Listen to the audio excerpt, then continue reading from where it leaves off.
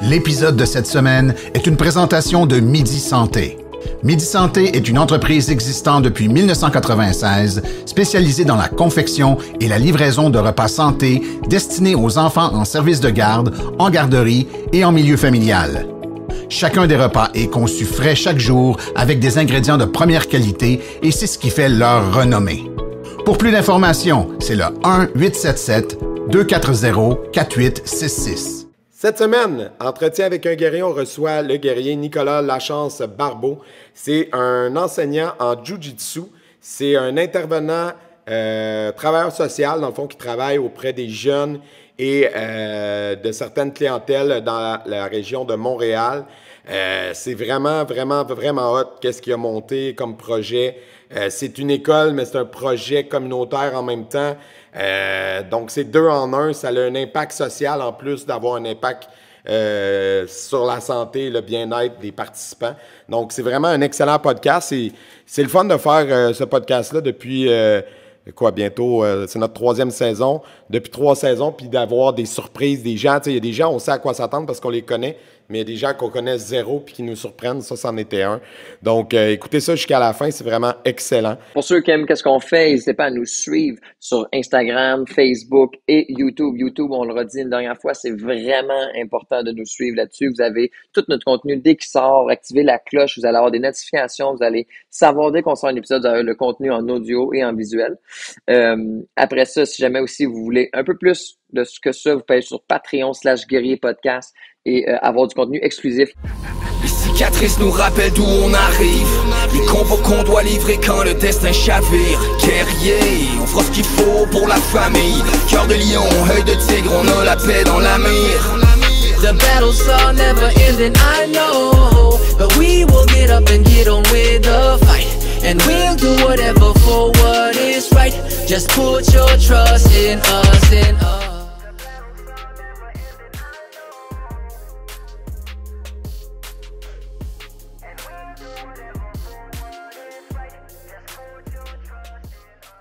Donc, cette semaine, Entretien avec guerrier, on reçoit un guerrier qui a été recommandé par un de nos auditeurs, Auria, notre ami à moi et Manu. Donc, on reçoit Nicolas Lachance Barbeau de Jiu-Jitsu Saint-Laurent. Donc, salut Nick, ça va bien? Salut, ça va bien vous autres? Oui, c'est ça. Merci d'être avec nous aujourd'hui. On sait tous les trois, pour être tous les trois dans le même domaine, que ces temps-ci, on est pas mal occupés. Ça roule beaucoup. Fait qu'on va être concis dans nos questions. Surtout moi, j'ai des longues questions là-dessus. Fait que Nicolas, à quel moment tu as commencé les arts martiaux? À quel moment c'est arrivé dans ta vie? Tu viens d'où un peu? Peux-tu nous situer ta vie? Écoute, quand est-ce que ça a commencé dans ma vie? Écoute, je dirais que c'était à l'adolescence, là, vers la fin de l'adolescence, là, j'ai commencé à pratiquer les arts martiaux, donc assez tardivement quand même. Là. J'ai commencé avec des cours de Shaolin Kempo Karaté. J'avais pas trop accroché, j'ai pratiqué pendant un certain temps. Puis ensuite, j'ai fait du kickboxing. C'était à Saint-Hubert, là. Une école qui s'appelait Martial Plus. Et puis mon coach là était Stéphane Marquis. Ensuite de ça, donc je dirais qu'à cette époque-là, non, c'est pas vrai. Avant ça, j'en avais fait aussi avec à l'Académie Kicks sur Cousineau, on connaît, ouais. avec Pierre Scanzano. On a déjà reçu. Que vous avez déjà reçu à l'émission, effectivement. Donc, c'est ça. Mais je pourrais pas dire que j'étais particulièrement là, sérieux à cette époque-là. Là. Disons les arts martiaux, tu voulais y aller, mais rien t'accrochait encore, c'est ça? Ouais, il n'y avait rien qui m'accrochait, mais aussi, j'avais pas un mode de vie qui était compatible avec la discipline que requiert une pratique martiale, disons, sérieuse, là. Disons qu'il y avait... Bon, c'est ça, à l'adolescence, là, j'avais plutôt un profil un peu délinquant, consommation, etc. Mais c'est un petit peu aussi dans ce cadre-là que je me suis lancé un petit peu. Donc, quand j'ai commencé plus sérieusement à pratiquer les arts martiaux, c'est avec... en fait, c'est des sports de combat que j'ai commencé, d'abord avant tout. C'était avec Stéphane Marquis, là, c'était la boxe et le kickboxing. Donc, dans le sous-sol là, de l'Académie Martial Plus, là, sur la montée Saint-Hubert. Là. Et c'était une première pour moi. C'était aussi une première pour Stéphane. C'était un groupe qui venait juste de monter. Donc, il allait chercher ses certifications d'instructeur de boxe et tout ça. Et puis, ben, tout de suite, j'ai commencé à me lancer à fond dans la boxe. Je dirais que j'ai commencé à m'inscrire pour les mauvaises raisons. Disons que j'étais assez turbulent, ça pouvait m'arriver là, de me battre dans la rue, des trucs comme ça, relativement fréquemment. Et puis je me suis dit, ben la boxe, ça va faire en sorte que dans la rue, je vais être... voilà. Je vais être meilleur. Et puis finalement, ben, ça a eu un... Ben ouais, c'est ça, tu sais. Puis ça a eu un petit peu l'effet inverse dans le sens où il y avait des raisons plus profondes que ça que j'exposerai peut-être une autre fois, mais disons que j'avais vraiment besoin, sans le savoir, là, j'avais vraiment besoin des sports de combat et de la discipline dans ma vie, parce que plus je pratiquais, donc plus j'allais m'entraîner, et bien moins j'étais dans le mode de vie qui faisait en sorte que je m'étais inscrit à la boxe au départ. Donc, j'ai commencé à vraiment m'impliquer à fond, commencé au début 3 fois par semaine, tout ça, puis là, ben là c'était plus assez, fait que là, finalement, on s'entraînait à tous les jours et tout ça, j'ai commencé à faire des combats, fait que là, ben là, quand tu fais des combats, ben là, tu consommes pas, tu bois pas, tu fumes pas, parce que là, tu veux gagner, et puis, ben, le fait de ne pas consommer, ben, ça m'amenait moins dans les milieux qui faisaient en sorte que je pouvais avoir des comportements délinquants, donc c'est sûr que, aussi, le fait de m'entraîner, m'enlever toute la fréquentation de ce milieu-là. Ben, tu avais des nouvelles fréquentations sur le dojo, tes partenaires d'entraînement, ton coach, tout ça. Tu sais, il y a un saying aussi en karaté, ben, je pense pas que c'est en karaté, mais tu sais, c'est les arts martiaux. La raison pourquoi tu commences, c'est rarement la raison pourquoi tu restes. Tu sais, souvent en arrivant, tu trouves d'autres choses, puis whoop, tu sais, je suis comme, oh my god. En tout cas. Mais, non, mais c'est exactement ce qui est arrivé dans mon cas. Tu sais, je suis rentré vraiment pour pouvoir être plus tough dans la rue, puis pouvoir me battre et tout ça. Puis finalement, ben, plus j'ai pratiqué les arts martiaux, moi je me battais, tu sais. Et ben, pour commencer par les sports de combat. Donc c'est ça, j'ai fait de la boxe olympique, là, c'est vraiment accroché parce que c'est une discipline qui me convenait, parce que j'avais beaucoup de rage, j'avais besoin de frapper. La boxe olympique me permettait d'avoir des combats souvent, de m'entraîner. Donc, c'est ça, j'ai fait à peu près 7 combats de boxe olympique. Il y a beaucoup d'amateurs, parce que le monde qui savent un peu moins, tu ne peux pas être pro pour faire de l'olympique. Non, c'est ça, boxe amateur. Ouais, c'est ça, on parle de boxe olympique. Ouais, mais moi, c'est ça, on parle boxe style olympique. Donc, je dis boxe amateur, je n'ai pas fait au point de me rendre aux Olympiques, dans le sens où la boxe, c'est style olympique. Boxe amateur, j'ai fait 7 combats. J'ai fait quelques petits tournois, là, les gants d'argent, des trucs comme ça. À l'époque, les gants de bronze n'existaient pas. Et c'est ça. Puis bon, finalement, à un moment donné, tu sais, bon, j'écoutais le documentaire, là, le ring intérieur. Je sais pas si vous avez déjà vu ce documentaire-là, de Dan Bigra. Ouais, avec Dan Bigra, oui. Je vais mettre des liens. C'est Dan Bigra, dans le fond, qui avait fait un documentaire sur Ali Nestor-Charles, mais aussi toute la gang qui s'entraînait là, à l'époque au NES Martial et tout ça, puis sur le parcours, dans le fond, d'un combattant, puis les combats intérieurs et tout ça, puis ben, et puis là, j'avais commencé à écouter un petit peu plus aussi, tu sais, bon, j'avais écouté des UFC, là, une fois de temps en temps, là, avant ça, mais là, on est en 2000, c'est autour de 2005, peut-être, là, 2006. Donc là, tu sais, c'était... Aussi, de downloader des vidéos, ça commençait à être un petit peu plus facile. Tu n'avais pas nécessairement besoin de les regarder en cassette comme avant, là, ou même en DVD. Là. Donc, j'ai commencé on a commencé à downloader plus de vidéos de MMA. Puis là, j'ai commencé à regarder ça. Puis j'étais comme, oh, ça a l'air cool. Puis en même temps, tu sais, je commençais aussi à avoir des gros maux de tête, parce que c'est pas tant les combats en tant que tel en boxe que les 90 rounds de sparring que tu vas faire en préparation de tes combats. Je commençais à avoir vraiment des céphalées d'effort que le médecin m'avait dit. Là. Donc, à l'effort, là, c'est que je courais ou que je faisais un petit peu de sport, je commençais à avoir des gros maux de tête. Je sais pas s'il y a un lien direct avec la boxe, mais moi, je me suis dit, bah, il y a un lien. Je me suis dit, ben, je vais essayer d'aller voir si je peux pas commencer à faire des arts martiaux. Mais là, en 2007, si je ne me trompe pas, là, à l'automne 2007, je me suis inscrit à l'Académie NES Martial, qui était à l'époque sur des grandes prairies, si je ne me trompe pas. Et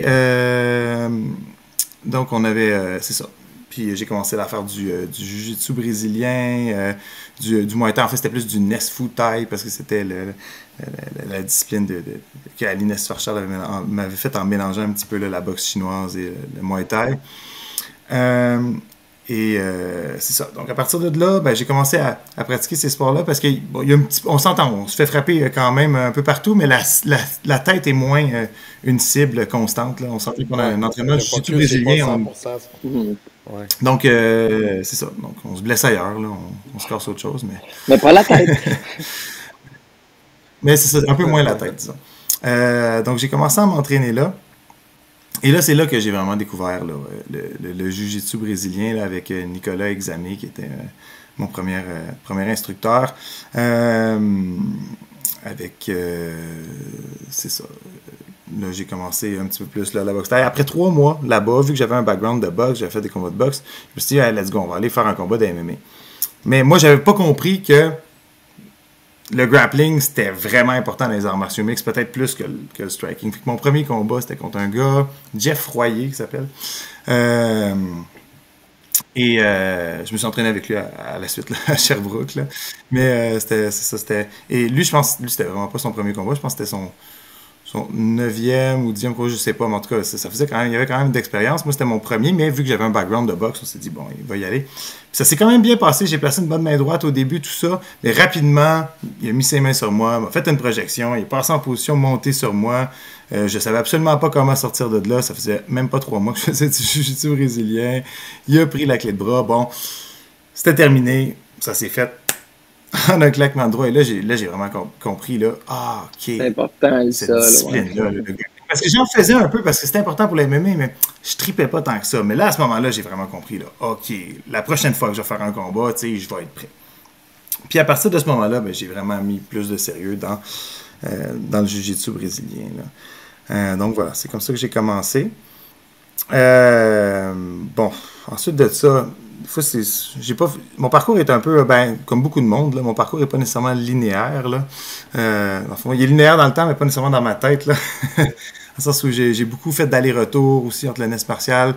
Pendant un bout, je m'entraînais là, avec Koji Murakami, BJJ Revolution. Je me souviens plus pourquoi j'avais quitté le NES martial. Je pense qu'il était déménagé à ce moment-là là, sur Jarry. C'était un peu plus loin de chez moi. Donc, j'avais commencé à m'entraîner. Là, je faisais ma lutte au centre Claude Robillard. Parce que je m'étais dit, ça prend de la lutte pour pouvoir faire du MMA. Je faisais ma boxe sur la Rive-Sud avec Stéphane Marquis, mon coach de boxe. Moi, j'ai une petite question là-dedans. Parce que là, tu fais des choses que nous, en karaté, on peut faire, mais il faut en parler à notre prof. Toi, là, comment ça se passe dans le monde du BJJ? Puis tout, est-ce que tu parlais à ton coach, tu lui disais, gars, écoute, c'est un peu moins proche, je vais peut-être aller voir un autre prof, nanana. Parce que je sais que nous, il y a une certaine how-to. Tu sais, de comment faire, mettons, quand tu veux faire ces choses-là. Toi, comment ça se passait de ton côté de, justement, changer de dojo puis tout? Est-ce que c'était... tu sais?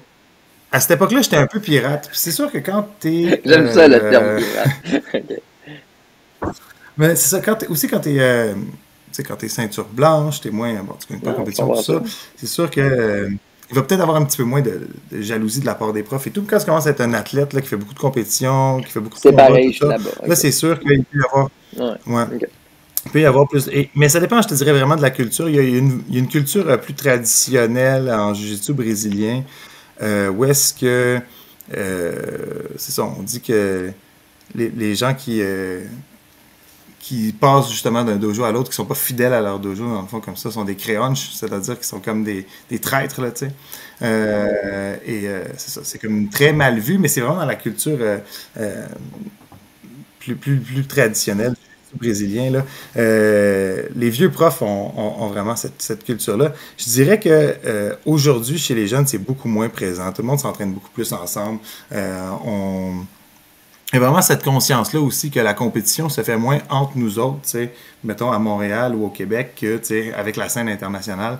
Je pense que ça s'en vient avec le développement du sport aussi. Donc, c'est sûr qu'on essaye beaucoup d'aller les chercher les autres athlètes, tu sais, qui ont un certain niveau en jiu-jitsu brésilien, puis tout le monde s'entraîne ensemble, là, tu sais. Donc, il y a moins cette culture-là, là, tu sais, de l'équipe, parce que en jiu-jitsu brésilien, tu sais, t'as des grosses équipes. sais, qui souvent, là, le headquarter va être en Californie ou au Brésil, tu sais. Et puis, dans le fond, tu sais, tout le monde, à peu près, sur la planète, finit par être affilié à ces grandes équipes-là qui ont des maîtres à leur tête. Et c'est ça. Donc, puis les nouvelles écoles, il y a une nouvelle culture, je dirais, en jiu-jitsu brésilien, là, où est-ce qu'on voit beaucoup plus les gens qui sont dans les écoles vont aller chercher, vont être fidèles à leurs profs puis à l'équipe et tout ça, mais ils vont fonder des écoles où est-ce que tout le monde est un peu le bienvenu, ils vont s'entraîner un petit peu avec tout le monde. S'il y a des écoles comme ça, je pourrais nommer... non, mais c'est correct, mais sur le moi, je peux spotlight. Tu sais, au Québec, on est tellement dans un microclimat que, tu sais, nous, on compétitionne l'un contre l'autre, mais comme tu as dit, on aurait tellement avantage à se mettre tous ensemble et à péter tout le monde parce qu'il y en a du talent au Québec, là. Autant qu'il y en a dans mon domaine en point de fight que quand les gars vont aux États-Unis, ils sont dans des teams. Je suis sûr qu'il y en a en BJJ, je suis sûr qu'il y en a dans tous les styles. Mais tu sais, au Québec, tu sais, je vois ça un peu comme un peu notre culture, là. Tu sais, on est tout le temps comme la culture québécoise. Ouais, on peut l'exporter, notre culture, là, tu sais. Ce que nous, on fait, là, c'est fort, on est bon aussi. Puis je pense que, comme tu dis, on se mettre en équipe et aller péter les autres, c'est un peu plus voir à grand terme, tu sais, que on va se battre tout au Québec. Non, on est tous ensemble, là, tu sais. J'ai une question pour toi, Nicolas. Tu as dit, tu sais, tantôt, vite fait, tu as touché à la boxe, tu as fait un peu de karaté, un peu de taekwondo ou de point fight, en tout cas chez Kicks, tu as passé par d'autres choses. Qu'est-ce qui fait spécifiquement que tu es resté au BJJ? C'est quoi qui t'a accroché dans cet art-là que tu n'allais pas dans les autres? Ben, tu sais, moi, en fait, il y a deux disciplines principales. Là, que je pensais qu'il y a la boxe thaï aussi, là, parce que là, vous faudrez voir, mais j'ai vraiment perfectionné mon entraînement à Sherbrooke. Là, ce serait un autre aspect à voir, là, parce que j'ai déménagé à Sherbrooke. Là, après la phase où je m'entraînais un petit peu partout. Et là je me suis arrêté avec certains profs plus particulièrement. Mais c'est ça, enfin, on va voir je continue l'histoire. C'est ça, un moment donné, ma blonde de l'époque, elle déménage à Sherbrooke, tu sais, pour faire des études en géomatique appliquée à l'environnement. Et puis, moi, je décide je travaille là, d'une compagnie, là, AXA, assistance de l'assistance médicale de voyage au téléphone, tout ça. Rien, tu sais, je gagne bien ma vie, mais rien qui me fait triper, tout ça. Je me dis, hey, je vais retourner aux études, moi aussi, let's go, tu sais. Tant qu'à y être. Fait qu'on déménage à Sherbrooke. Puis là, je m'entraîne. À l'époque, il y avait le gym Force Extrême, là, où est-ce qu'il y avait beaucoup de monde qui s'entraînait ensemble. Enfin, à peu près tout le milieu à Sherbrooke s'entraînait ensemble dans ce gym-là à l'époque. Et puis, bon, depuis, il y a beaucoup d'écoles qui ont splitté, mais la plupart des écoles qu'il y a en jiu-jitsu brésilien ou en boxe thaï à Sherbrooke émanent de cet endroit-là à l'époque. Mais c'est ça. Mais donc, j'ai commencé à faire mon jiu-jitsu brésilien avec Richard Martins là-bas, qui, à l'époque, était encore ceinture brune ou venait juste de passer sa ceinture noire. Puis ma boxe thaï avec Crew Antoine Coutu. Et c'est ça. Donc, j'ai commencé par passer ma ceinture bleue avec Rich. Et là, j'ai un petit peu plus de stabilité. Pour le jiu-jitsu brésilien, j'ai changé d'école encore une fois. Mais pour la boxe thaï, je suis resté avec Antoine à partir de ce moment-là. Donc, c'est ça. Une fois que le Force Extrême a cessé d'exister. Le milieu s'est un petit peu séparé. Richard Martins est parti de son bar avec Nomad. J'ai continué avec lui pendant un petit bout. Antoine Coutu a fondé le Singh Pravak Gym en Muay Thai. Et c'est ça. Donc là, je me suis collé sur Antoine. J'ai commencé à m'entraîner beaucoup en boxe thaï et en même temps, ça me faisait, c'était un peu compliqué, surtout que j'étais étudiant à ce moment-là, j'avais moins d'argent, donc m'entraîner à plusieurs endroits en même temps, c'était un peu compliqué. Donc, j'ai commencé à focusser surtout sur le Singh Pravak Gym, où est-ce que je m'entraînais en boxe thaï, mais j'avais encore envie de faire du jiu. Et là, il y avait... surtout, tu avais vu comment c'était David, dans le ring. J'ai commencé à monter un programme, puis vu que j'étais ceinture bleue, il m'a dit, garde toi, tu vas être assistant coach, puis je vais te montrer le programme, je vais monter un programme. Fait qu'il a monté un programme, il a monté un curriculum, il me l'a enseigné, et moi, dans le fond, une semaine sur deux, je donnais 4 cours, l'autre semaine, j'en donnais 3, puis lui, il venait une fois ou 2 semaines parce qu'il y avait une autre école aussi à cette époque-là, à Drummondville, donc il s'occupait principalement de son école, mais une fois ou 2 semaines, il donnait il venait pour le perfectionnement. Et moi, j'étais surtout un striker. J'avais un background de boxe, j'aimais beaucoup la boxe thaï, tout ça. Mais là, c'était moi qui me retrouvais à donner 7 cours sur 8 au Singh Pravak Gym, tu sais. Puis j'étais juste ceinture bleue. J'avais une espèce de sentiment d'imposteur. Ben, un peu avec raison. J'avais pas tant que ça les qualifications, tu sais. Fait que je me suis mis dans le jiu-jitsu, mais à fond. Mais là, tous les jours, là, tu sais, c'était vraiment là, de me perfectionner. Et c'est vraiment à ce moment-là que j'ai commencé à avoir la piqûre. C'est aussi à ce moment-là que j'ai commencé vraiment à faire de la compétition. Puis à vraiment là, trouver comment me structurer. Là. Donc c'est ça. Fast forward, on est en 2015, je retourne à Montréal, tu sais, puis David Couturier, il enseigne sous Sylvain Mulroney, qui est ceinture noire, 4e dan, sous Royler Gracie. Donc, qui est aussi le premier Canadien, sinon un des premiers Canadiens à avoir eu sa ceinture noire en jiu-jitsu brésilien. Je pense son frère, là, peut-être un petit peu avant, mais bref, c'est vraiment les pionniers. dans les pionniers là, du jiu-jitsu brésilien, c'est ça, au Canada.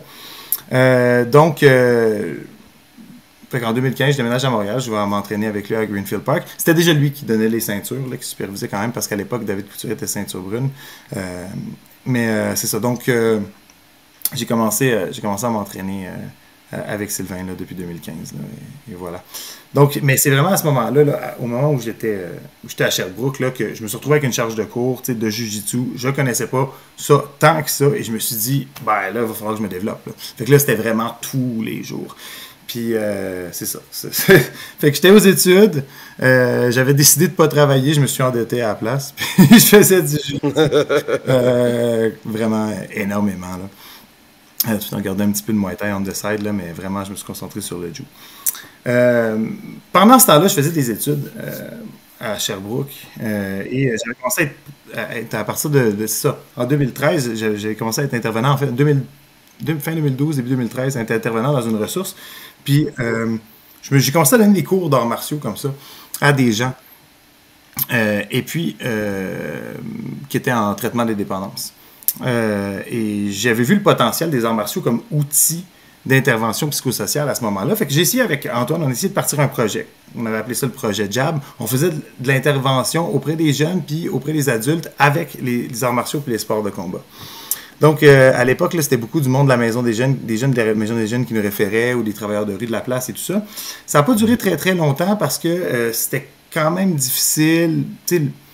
On ne savait pas comment ça marchait, fonder un organisme communautaire, aller chercher des demandes de subventions, tout ça.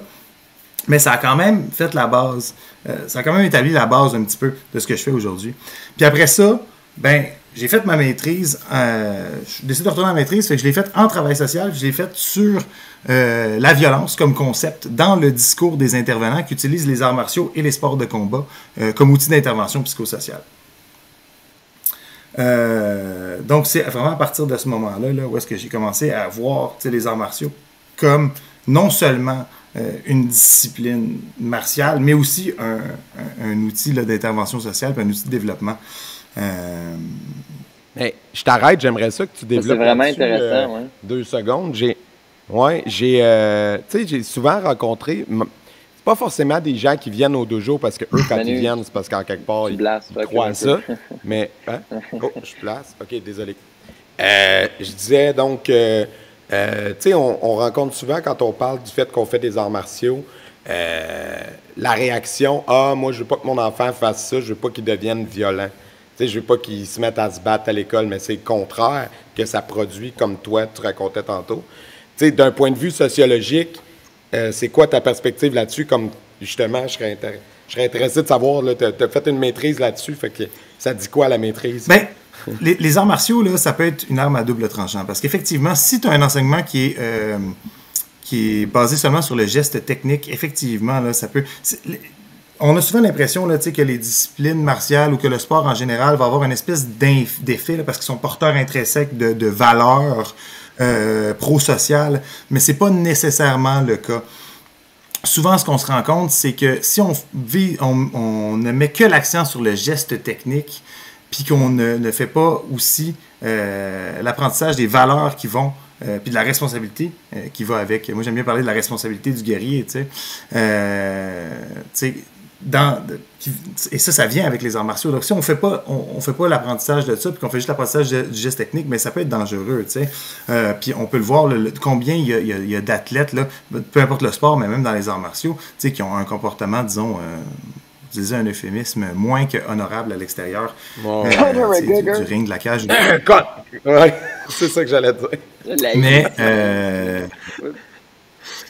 Continue, Nicolas. Mais c'est ça, fait que ce qu'on se rend compte, c'est que ça peut être une arme à double tranchant. Mais ce qui est important, dans le fond, c'est que ça dépend c'est qui que tu as comme prof. Puis moi, j'ai eu la chance de toujours avoir eu des enseignants qui partageaient ces valeurs-là, puis qui parlaient justement de l'importance, justement, par exemple, je parle de Stéphane Marquis, mon premier coach de boxe, lui, c'était vraiment, vous vous battez pas dans la rue, là, ce que je vous montre, là, c'est pour le ring, puis nanana, puis c'est de même que ça se passe, puis c'est un sport, puis il nous parlait aussi de la saine alimentation, tout ça, donc, même si c'était un coach, en nous parlant de tout ça, même si c'était pas un intervenant, il y avait quand même une influence sur ce que je faisais. J'étais comme, OK, il faut bien manger. OK, fait que, je vais pas aller me chercher du fast-food. Puis, faut que je fasse attention de ne pas trop sortir parce que si je bois, ça va affecter ma performance. Puis, il faut que je fasse attention à mes comportements parce que, parce que je représente le gym maintenant. Donc, tout ça, ça a une influence. Donc, ça dépend toujours de l'influence de l'enseignant. Fait que ce qui est important, quand on veut pouvoir, quand on veut qu'il y ait un développement d'attitude prosociale en enseignant les arts martiaux, c'est qu'il faut clairement nommer les valeurs. Il ne faut pas s'attendre à ce que les gens vont penser que par une espèce de magie, en pratiquant le geste technique, ils vont développer intrinsèquement, ils vont développer une espèce de valeur. Non, le cadre de valeur doit être nommé. Et c'est pour ça que, c'est ça. Donc, j'ai fait ma maîtrise, là, puis après ça, quand j'étais travailleur de rue à l'époque, quand j'ai commencé, là, en 2015, à Montréal. Et puis là, en 2016, là, je voyais que les jeunes, là, au parc, où je travaillais beaucoup, Parc Painter, ils se tiraillaient beaucoup entre eux autres. Ils faisaient ce qu'ils appelaient des 2 minutes, là, le soir, dehors. Puis, des fois, le gardien de parc appelait la police, puis les voisins appelaient la police, puis ça débarquait, tout ça. Mais c'était du jeu. Puis là, il y avait aussi des cours de Krav Maga. Ouais, mais ça pouvait être un peu rough, là. Mais ça restait du jeu, mais sans cadre. Fait que moi, dans le fond, tout ce que j'ai fait, c'est que j'étais allé voir une couple qui avait l'air de vraiment aimer ça, puis j'ai offert un cadre. Je dis, hey, je vais vous donner des cours au chalet de parc. Fait qu'en tant qu'intervenant psychosocial qui travaillait dans le quartier, j'ai commencé à faire ça. Et puis, de fil en aiguille, depuis 2016, le projet s'est développé pour être aujourd'hui Jiu-Jitsu Saint-Laurent et surtout le Lion Kings MMA, qui est notre projet d'intervention et d'accompagnement par les arts martiaux et les sports de combat auprès des jeunes de 12 à 25 ans. Donc, fait que ton école est vraiment spécialisée sur une certaine clientèle, on va dire. En fait, cette école-là, c'est pas mon école. Déjà, c'est l'école de l'organisme Rap Jeunesse, qui est l'organisme en travail de rue pour lequel je travaillais. Je travaille toujours maintenant. Donc, notre but d'abord et avant tout, c'est nos programmes d'intervention. Donc, c'est les programmes 12-25. Quand on parle d'intervention, ça ne veut pas dire que tous les jeunes qui viennent là sont nécessairement des délinquants. Whatever. On fait de la prévention. Donc, ça veut dire que c'est sûr qu'il y a des jeunes qui nous sont référés parce qu'ils multiplient des facteurs de risque, mais il y a aussi des jeunes qui ont juste le goût de faire des arts martiaux et tout ça. Et puis, nous, on ne fait pas de tri. Là, donc, le jeune qui va bien, c'est correct. Il peut aussi ça crée un environnement c'est positif. Il y a des jeunes qui vont moins bien, qui viennent plus chercher quelque chose. Puis c'est tant mieux. Mais on pratique les arts martiaux ensemble. Mais comment ça fonctionne, c'est que les cours sont complètement gratuits pour les jeunes, mais en échange, ils doivent s'impliquer dans la communauté. Et ils doivent aussi se fixer des objectifs. Donc, ils doivent se faire ce qu'on appelle une fiche d'objectifs. À partir de là, ils doivent se fixer un but dans la pratique martiale, mais aussi un but à l'extérieur du dojo. Donc, leur but à l'extérieur, qu'est-ce que ça va leur apporter de pratiquer les arts martiaux à l'extérieur du dojo? Et cette fiche d'objectif-là est revue là, environ 3 mois là, par soit moi ou Esteban, qui est l'autre intervenant du programme. Il y a aussi Ludovic, l'un des travailleurs de rue du programme, qui donne des cours de jiu-jitsu brésilien. Là. Donc, un des travailleurs de rue de Rap Jeunesse. Donc, c'est ça. Donc, et ce programme-là, dans le fond, le but, c'est non seulement de faire un accompagnement aux jeunes, comme je disais, là, qui multiplient des facteurs de risque ou tout simplement des jeunes là, qui ont une vie bien normale, mais qui trippent au sein du programme, là, qui s'amusent et tout ça. À travers ce programme-là, de les amener à avoir un développement dans leur vie, mais aussi d'amener un sentiment d'appartenance à la communauté.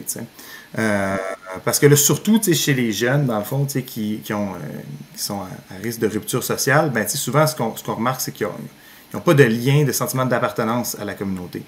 Donc, en sachant que ce gym-là, il est offert, c'est subventionné par les différents paliers de pouvoir, par le gouvernement, puis qu'ils font partie de la communauté, ben, ils ont aussi envie de s'impliquer puis de redonner à la communauté qui leur offre ça. T'sais. Donc, on fait du bénévolat, par exemple. Là, avant les fêtes, on est allé au magasin Partage de Noël. On a fait du bénévolat avec Adama. Je ne sais pas si vous connaissez Adama. Association. Oui, bon, avec arts martiaux adaptés.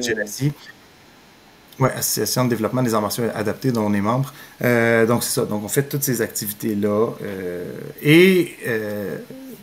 En plus de notre programme d'intervention, ben, on a une école commerciale, ce qu'on appelle une activité commerciale complémentaire. Dans le fond, c'est qu'on donne des cours de jiu-jitsu brésilien à la population générale. On essaie de garder le tarif le plus bas possible, mais le but, dans le fond, c'est juste de payer le loyer, payer les comptes. Puis une fois que le loyer, les comptes, puis le salaire des coachs, évidemment, qui donnent le cours, là, est payé, ben, je veux dire, le reste de l'argent va au programme d'intervention.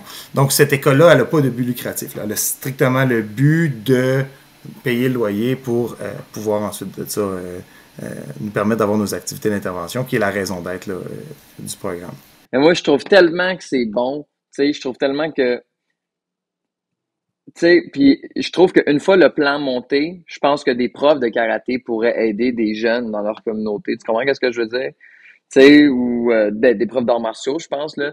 Des gens qui sont un peu violents au secondaire, des choses comme ça, puis toi, tu vas jusqu'à 25 ans, là, mais je pense que c'est quelque chose de... tu vas à ton école secondaire du quartier, tu dis, écoute, moi, t'es jeune, que ça brasse un peu, ils peuvent venir au dojo, faire des affaires.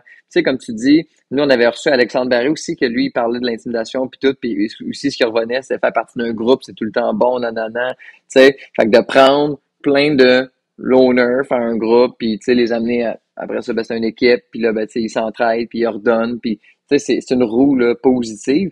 Puis je trouve que justement, c'est quelque chose qui manque d'être mainstream, ça. Des fois, on se dit, c'est quoi la solution à l'intimidation? C'est quoi la solution au féminicide? C'est quoi la solution aux gars qui manquent de respect aux femmes? Ben, peut-être faire des cours avec des hommes, puis d'apprendre les valeurs, comme tu disais tantôt, puis de faire de même, avoir des modèles masculins c'est positifs ça, aussi, pas c'est juste des gang, puis des rappers, puis des gars avec des 69 en face. Pis... Non, mais pas vrai, c'est ça que les jeunes regardent tout le temps sur TikTok, là, je niaise pas, là.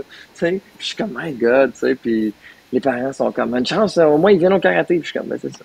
T'sais. Mais c'est pas tout le monde qui a cette chance-là d'avoir des parents qui les amènent au dojo. Ça serait le fun de pogner, comme tu dis, comme tu fais avec ton programme, je trouve que ça devrait être mainstream. Honnêtement, là. C'est bon, félicitations, bravo. C'est une belle affaire. Good job. Merci.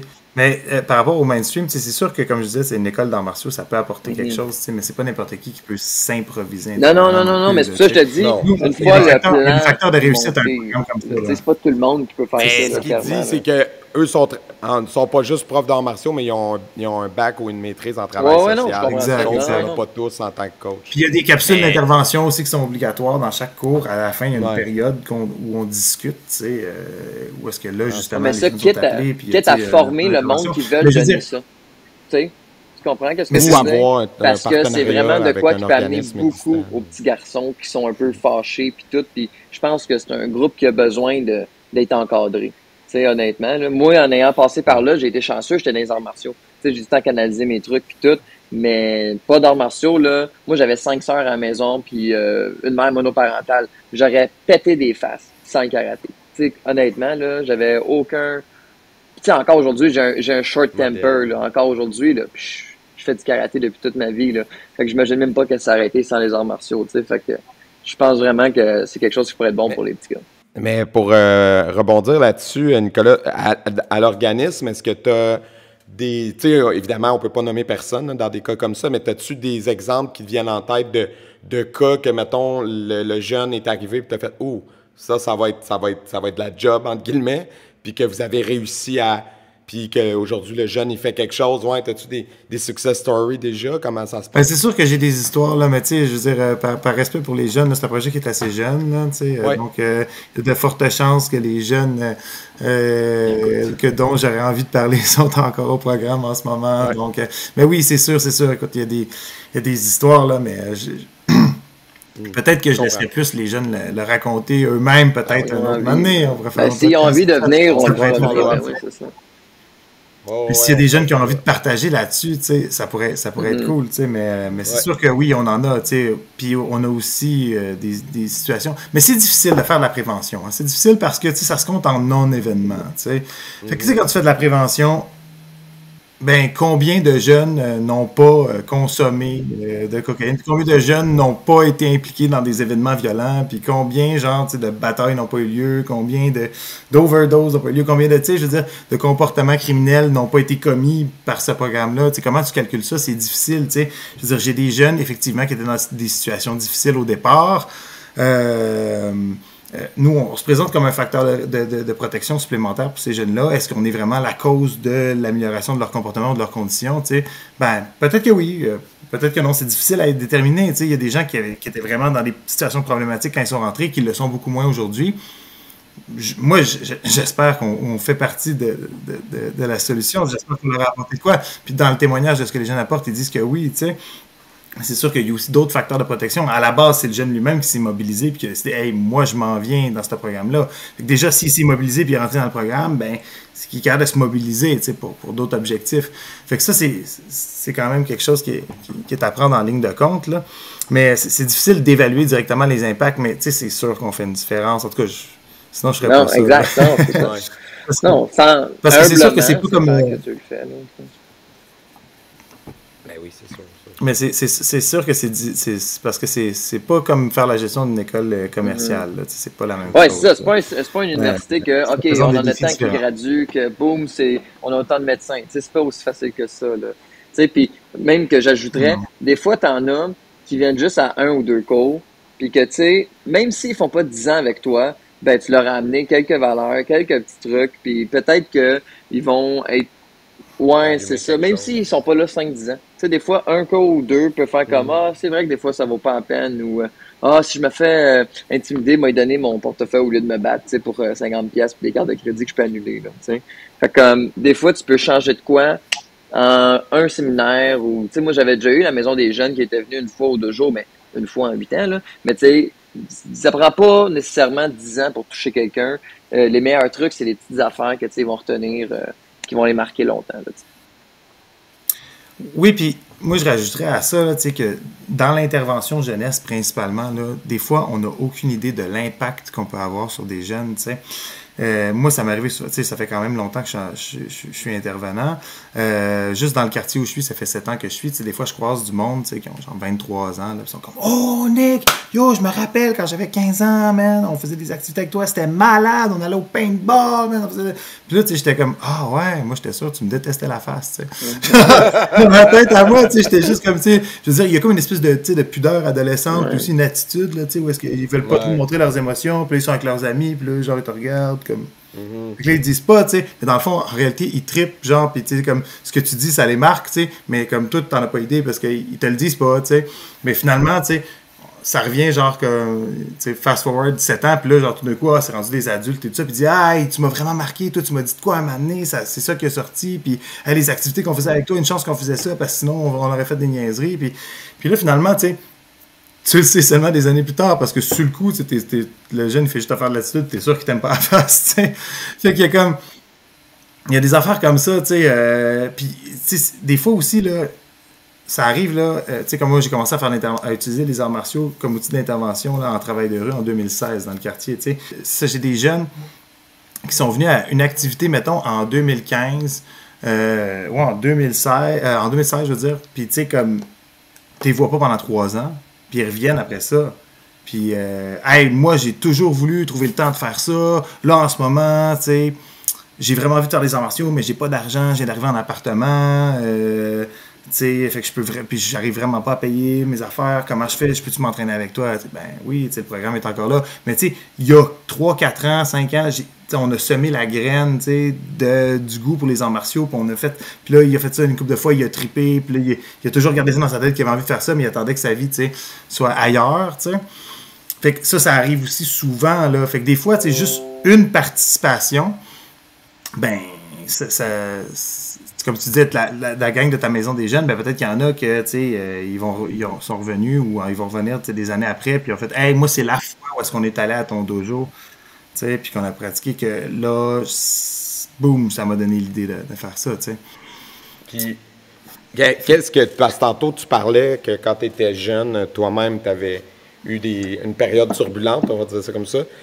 Qu'est-ce que tu penses qui penserait le jeune Nick de ce que Nick est devenu aujourd'hui? Ah ouais. Tu voyais-tu ça venir? C'était-tu comme ou jamais dans 100 ans, genre? Moi, je pense que le jeune Nick trouverait le Nick d'aujourd'hui pas mal badass, mais un peu moralisateur, peut-être. Tu ferais comme les jeunes de 15 ans, là. T'es rendu un vieux plate. Ouais, peut-être je me trouverais un petit peu moralisateur et tout, mais je me trouverais quand même pas mal badass, je pense. Là. Surtout au niveau du parcours martial, là, c'est quand même cool. Là. Ouais. Ceinture noire, je dis-tu brésilien, tu sais, juste moi quand je l'ai eu, tu sais, je me sens pas prêt, mais je pense qu'on se sent jamais prêt, là, tu sais. Moi, ça faisait 13 ans que je faisais du jiu-jitsu quand j'ai eu ma ceinture, là, tu sais. Ouais. Fait que, tu sais, en jiu-jitsu, c'est long, avoir une ceinture noire, c'est une maudite trône, là. Ouais, mais c'est ça, tantôt tu disais j'étais ceinture bleue, brune. Là, tu sais, pas mal tout le monde qui écoute la chaîne connaît ça, mais tu sais, bleu en jiu-jitsu, tu peux quasiment avoir un dojo, là, tu sais, puis brun, c'était la coutume back then, parce qu'il n'y en avait juste pas de black belt. Il y en avait un pour le Canada au complet, tu sais, fait que comme, tu vas avoir une ceinture brune, puis avoir un dojo, parce que tu avais comme tellement déjà d'années d'expérience que tu peux quand même enseigner à quelqu'un en bas de toi, tu sais. Ouais, ben, déjà, encore aujourd'hui, tu sais, de donner des cours, tu sais, là, il y en a beaucoup, là, il y en a qui, tu sais, plus que 200, là, ceintures noires. Ouais, mais là, c'est ça, mais moi, je te parle de 2010. Ouais, non, c'est ça. À l'époque, tu sais, je veux dire, il n'y en avait pas beaucoup. Puis, tu sais, je veux dire, ça arrivait, là, j'étais pas le seul ceinture bleue non, vraiment qui pas. enseignait. Puis, tu sais, il y avait même des ceintures mauves qui étaient head coach de l'école, là, tu sais, je veux dire, ça arrivait, là. Oh, mais ce monde-là, aujourd'hui, c'est rendu comme toi, tu sais, les deux dames noirs, tu sais, c'est rendu le monde avec beaucoup d'expérience, tu sais, parce que c'était dans les premiers, tu sais. Ouais, c'est ça, tu sais, puis... Ça prend quelqu'un pour défricher le chemin, dans n'importe quoi.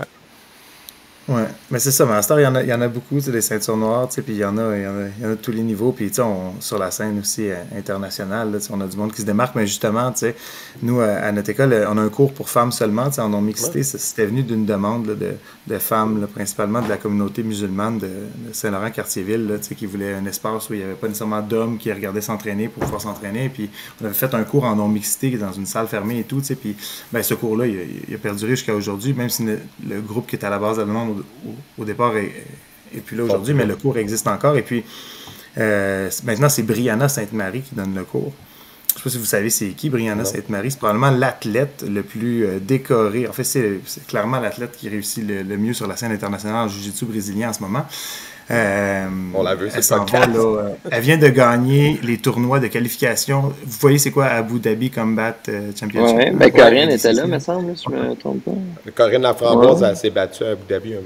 Elle s'est battue à Abu Dhabi, mais en MMA. Ok, c'est pas on parle de... Juste en jiu, là. Non, c'est le plus gros tournoi de grappling. On parle de grappling parce qu'il y a des athlètes de lutte, de judo. En tout cas, l'idée, c'est de mettre tout le monde là, de submission wrestling, tout le monde de grappling ensemble. C'est le plus gros tournoi de grappling sur la planète. Kevin a gagné. Le set de règles est intéressant aussi, dans le sens où il y a un set de règles particulier au début du match, tu fais pas de points. Après ça, il y a des points qui rentrent en ligne de compte. Tu es pénalisé si tu pull guard, des affaires comme ça. Ça fait des matchs vraiment excitants. Puis c'est vraiment le tournoi, le top. Là, se battre dans ce tournoi-là, c'est incroyable. Mais Brianna, ce qu'elle a dû faire, c'est qu'elle a dû gagner le championnat, le tournoi de qualification de la côte Est et de la côte Ouest pour être qualifiée là-bas. Elle a gagné les deux tournois. Donc, elle vient de gagner celui de la côte Ouest récemment. Là. Donc, c'est vraiment une athlète incroyable. Elle a aussi été deux fois